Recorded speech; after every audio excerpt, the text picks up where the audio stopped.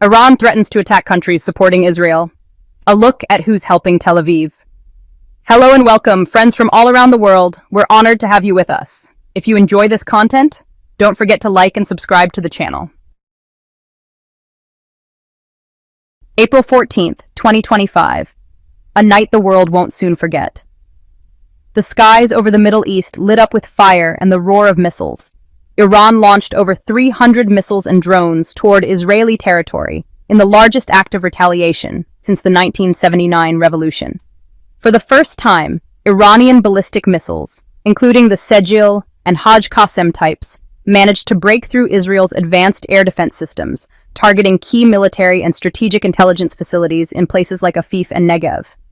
Sirens blared all across Israel, but what was louder was the silence of the international community. Israel responded with secret airstrikes on major Iranian cities, fully backed by its allies. American refueling planes were spotted in Syrian airspace, and reports say Israeli fighter jets landed at a British base in Cyprus. In a strange twist, German tankers accidentally activated their transponders over Jordan, exposing Berlin's hidden involvement. Even more surprisingly, Jordanian pilots were reported to have helped intercept Iranian missiles, not to protect Iran, but to defend Israeli airspace. This is no longer just a conflict between two nations. It's an unofficial alliance, unspoken but very real. In this video, we're going to break down exactly who's quietly backing Israel, how they're doing it, and why this could be the start of a much bigger global conflict. Because once the first shot is fired, the truth can't stay hidden. Let's start with a surprising Arab country, Jordan. A lot of people are asking, how can Jordan side with Israel? Jordan's role in the Iran-Israel conflict is more important than many realize. When Iran sends drones toward Israel, it's Jordanian fighter pilots who take to the skies, not to fight Israel, but to shoot down Iranian missiles. This was all recorded during joint drills like Eager Lion and Trope Mastery, showing that Jordan is now clearly positioning itself. Although Jordan officially says it's only protecting airspace observers, many see this move as a cold, calculated strategy. Jordan's leadership is under pressure from its pro-Palestinian public, and although the 1994 peace treaty with Israel is still in place, the choice is clear. Keep the conflict from spilling into Jordan, even if that means cooperating with Israel. Let's not forget, Jordan heavily relies on billions of dollars in US aid, and that kind of support never comes for free. In return, Jordan is showing loyalty with aerial patrols and even counterstrikes. That's how a hidden network of cooperation has come together, starting from quiet diplomatic talks and intelligence sharing, all the way to an unwritten regional defense pact. Jordan has, unofficially, become a satellite ally of Israel. Another country that's been openly pro-Israel for a long time is, of course, the United States. But this time, the United States is playing it differently. Unlike its public roles in Iraq or Afghanistan, it stayed in the background here. While Israeli jets carried out strikes on Iranian targets, American refueling planes weren't just passing through Syrian skies. They were there to make sure Israeli fighters could keep going. This wasn't just regular help, it was secret, direct involvement. And yet, publicly, Washington tried to play both sides, expressing concern and calling for restraint. Behind the scenes, reports say President Trump, in a surprising return to the political spotlight, gave Israel the green light to strike, all while pretending the United States was backing off. This diplomatic illusion was pulled off with precision. Sadly, the cost was human lives. The real motivation wasn't just helping an ally. It was about holding on to dominance over strategic areas like Syria. Weakening Iran's influence there means giving Israel and its allies free rein over the skies. In this war, Israel may have pulled the trigger, but it was America that handed over the bullets and the map. Britain has also taken a similar stance. A report Russia submitted to the United Nations Security Council mentioned strong signs of direct coordination between Israeli forces and British intelligence during the airstrikes on Iran. Right after Israeli warplanes bombed targets in Iran, they landed without issue at a British military base in Cyprus. That's not a small detail. The United Kingdom didn't just support Israel with statements, they also offered up their airspace and runways for real military logistics.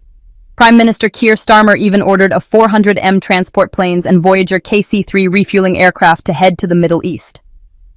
Meanwhile, public opinion in Britain is splitting.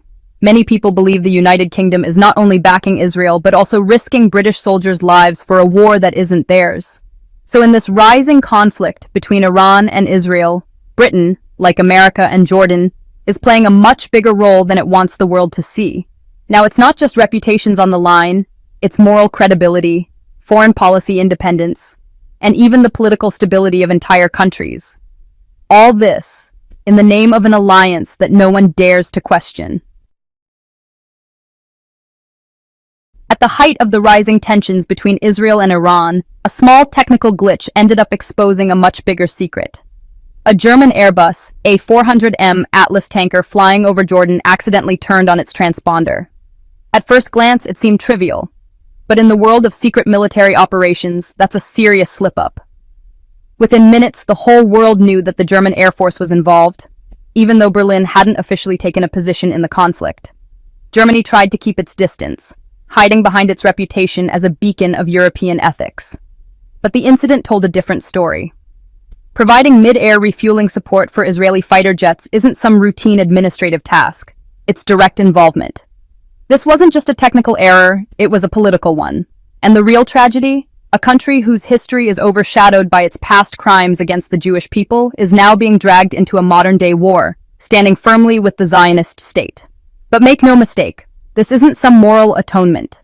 It's a political decision, clearly made under pressure as part of a global web of geopolitical loyalties, at a time when the world is hoping for peace and de-escalation. French President Emmanuel Macron's speech sounded inspiring at first, but in reality, it was just empty words. Behind all the talk about regional stability, France has firmly aligned itself with Israel. Everything became clear when Macron confidently declared that Israel has the right to defend itself, even after it had carried out brutal attacks on Iranian facilities.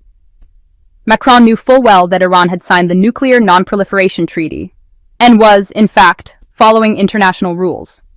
On the other hand, Israel never signed the treaty and continues to hide its nuclear warheads behind vague strategies.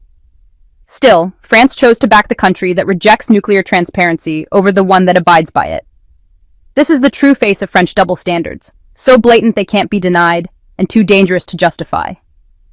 Israel now faces a serious long-term challenge.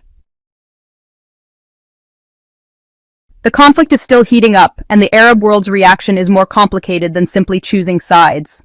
Countries like Saudi Arabia have stayed quiet, while the UAE and Qatar are keeping their distance from direct confrontation with Iran or Israel. They've been calling for calm and de-escalation, but according to the Jerusalem Post, that silence may be creating another kind of crisis. Public pressure inside those countries is mounting. Being too quiet might come across as betraying regional solidarity, but speaking out too strongly could trigger a broader diplomatic storm. And now, there's another layer to the crisis, the economic shakeup. Global oil prices have spiked after Iran threatened to shut down the Strait of Hormuz, a narrow sea route that carries nearly a third of the world's oil supply. Stock markets took a hit, global supply chains began to slow, and energy-importing countries started to feel the pressure. Not from bombs, but from an economic squeeze hitting their trade balances hard. If Iran completely closes these strategic waterways, it could trigger a global meltdown. The world wouldn't just face shipping delays. It could spiral into a full-blown economic crisis. Inflation is already surging, and the vital trade route between Asia and Africa could grind to a halt. In that scenario, the United States and its allies would almost certainly launch a joint military operation to reopen the sea lanes, a move that would massively raise the risk of a wider regional war. Still, diplomatic efforts are underway, especially from China and the European Union. If Israel agrees to halt its attacks and Iran eases the naval blockade, it's likely that a multi-party agreement, backed by the United Nations, could emerge to ensure the safety of international shipping.